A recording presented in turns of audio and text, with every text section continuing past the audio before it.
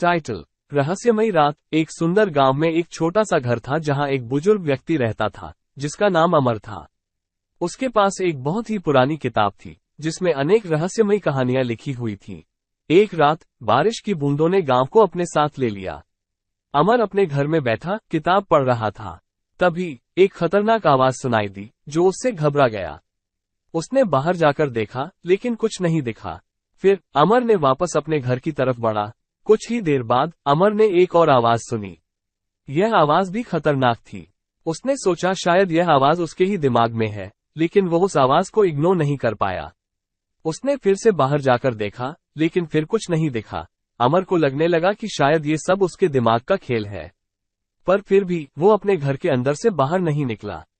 बारिश और आवाजें और भी तेज हो गईं। तभी अमर ने देखा कि उसकी पुरानी किताब के पन्ने हवा में उड़ रहे हैं।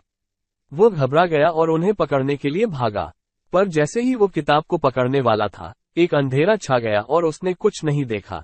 कुछ ही पल बाद जब अंधेरा थोड़ा कम हुआ, अमर ने देखा कि उसकी पुरानी किताब के पन्ने फिर से उड़ने लगे हैं, लेकिन इस बार उनमें कुछ लिखा हुआ था।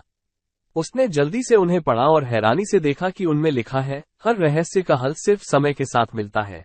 इससे पढ़कर अमर को समझ आया कि हर रात के रहस्य का हल सिर्फ समय के साथ मिलता है। वो अपने घर के अंदर वापस गया और बैठकर सोचने लगा। सुबह हुई और बारिश रुक गई। अमर ने अपने घर के बाहर देखा तो वहां कोई खतरनाक आवाज नहीं थी। उसने अंदर से बाहर की तरफ देखा तो देखा कि उसकी पुरानी किताब की कुछ पन्ने इधर उधर फैली हुई हैं।